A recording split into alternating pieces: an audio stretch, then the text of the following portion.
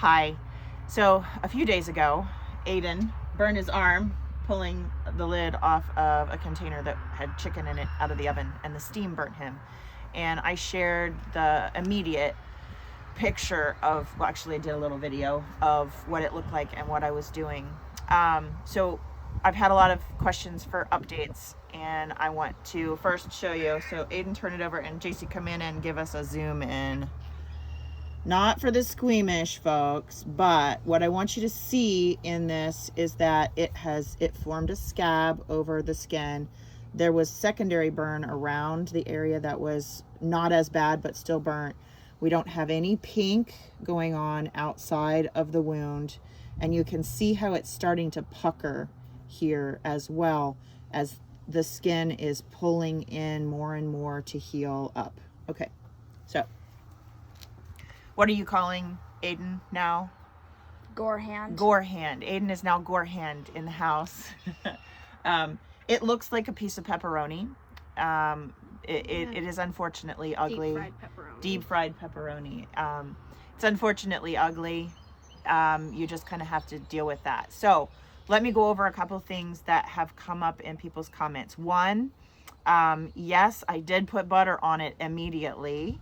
I did that because it was the thing that I know of from family, from old timer lore, and I needed a second to think clearly.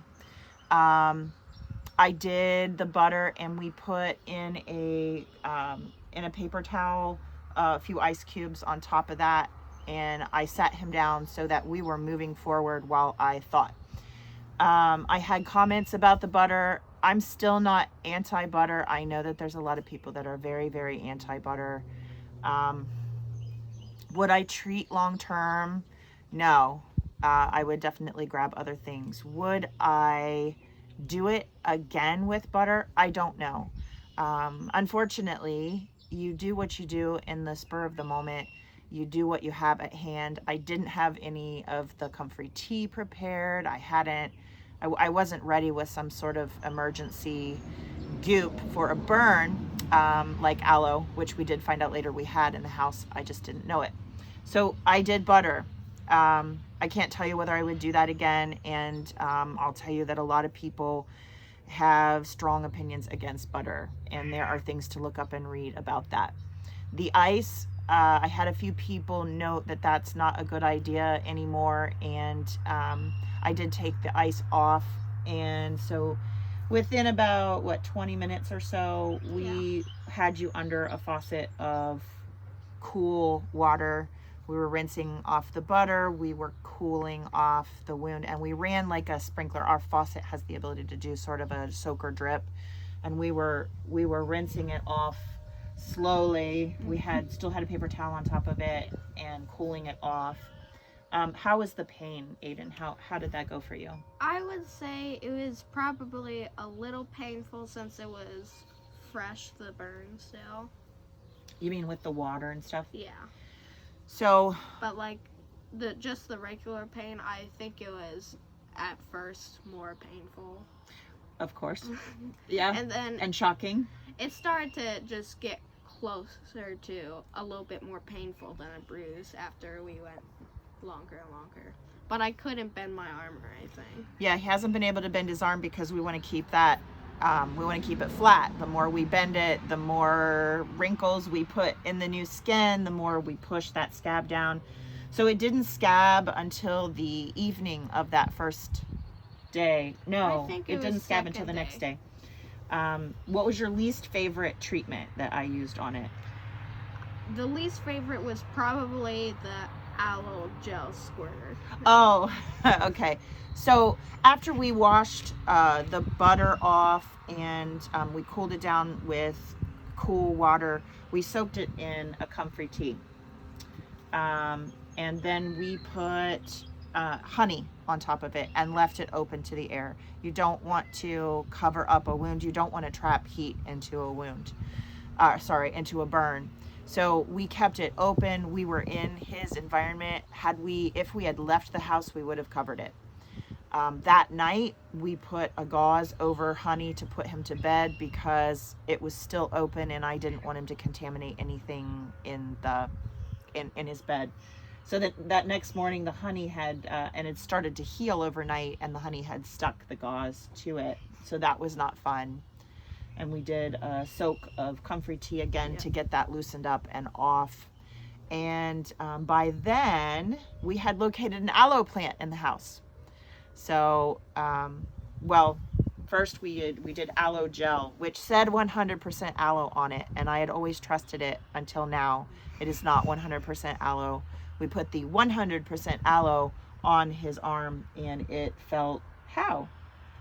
The 100% aloe that you put on me at first, it was burning, and I was trying to grit my teeth. So we rinsed that off quick.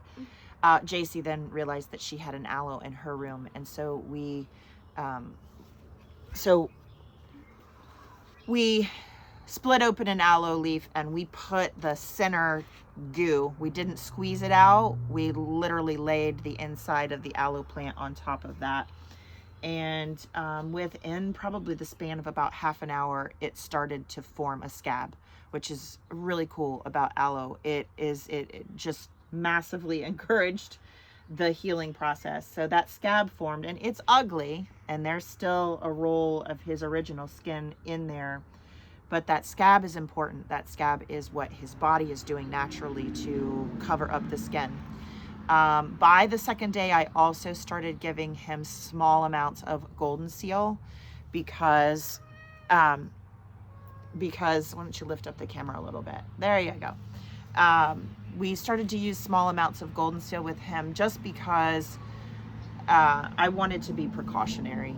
If you open up a fairly decent size of skin and you're exposing the inside of your body to the outside, that's when infection can happen. So I started doing golden seal, which would be it's an herbal antibiotic without going into the body and slashing and burning and killing everything in the gut flora. It's helping to control any improper overgrowth. So that scabbed over, and we haven't done anything except if it cracks on the edge, we'll put a tiny bit of universal salve just on the edge. We are not soaking the scab, we're not putting salve on the scab, and we're also not covering the scab anymore because he has been at home. He hasn't gone to the grocery store, he hasn't gone out to eat. If he did go out, we would cover it because my camera person is getting lazy.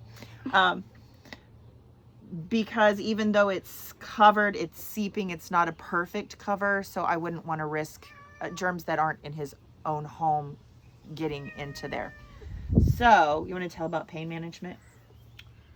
So, for the most part of the first couple of days, it was a bit more painful, and it was more higher than a bruise kind of pain. Like pain scale of, if you had to put 1 to 10 on it, what was it immediately? Immediately it was like a 5 or a 6. Okay. And then as it's healed, what have you been dealing with? As it's kind of just gone down, but like if it gets hit by something, then the pain still goes away. Yeah, if somebody bumps into it, that's not fun. Or bends my arm. Yeah, so Aidan has gotten out of a lot of chores because he can't bend his arm. We don't want to crack that and push in on that new skin because it's really tender. What have you preferred to do for pain medication? I've wanted to do the pain release. Okay, the pain tincture that we use wild lettuce. It's got valerian and skullcap in it. There's lots of pain relief out there, lots and lots and lots of options. That's just what we typically use. How have you felt like you needed to use it a lot, or because you're doing it on your own, right? At first the first couple of days I needed to use it, but now I don't use it anymore really, because it's gone to the point to where it's not painful really. So how would you treat a burn next time based on what you've experienced and what you've learned from this time around? I would put the butter on still. You think? Yeah. I don't know. There's so much controversy about that. I think if we had had aloe, I probably would have reached for that. We didn't have aloe, so I would put it's hard to second guess. butter or aloe, and then I would run cool water over it. Like lukewarm, not like your cold water that way. Yep. Because I've heard a lot about that not being good. Yeah. And then I would keep a gauze pad over it or something. Maybe a different gauze pad than we used because it was a bit more of like cottony on the bottom. It was a bit more hairy, so those hairs stuck to it a bit. It was a little fuzzier than you wanted. I might not have used the honey as much. Honey is really good for burns. I think in hindsight, putting the gauze over top of the honey created a sticky situation. I think using the honey without honey gauze would have to is a great idea. during a day. Yeah, I agree. But I think the aloe was great. Yeah, and it just kind of melted into it and helped it scab over. How did it feel soaking it in the comfrey tea? It didn't feel bad. It stung at first a little because of stuff touching it, but as it sat there, it kind of stopped. Okay. Well, as my camera has slipped, can you hold it? Okay, there we go. I don't know how this is gonna look, but we caught this finally. We've been trying to get garden in, desperately trying to get garden in, and also managing Aidan, who's been watching BattleBots now non-stop instead of helping us plant. We're a man down. So we haven't had a chance to do an update. Thank you for everybody who was concerned and looking out for Aidan and giving us this is what community is about. I don't always have the perfect answer every time up front, and I love that so many of you shared your expertise, your knowledge, your research, and so we benefited from that and have improved on what we would have even normally done. So my husband has just gotten home and the dog alarm is off. I will sign off on this video and add your comments below or drop me a note if you have any questions.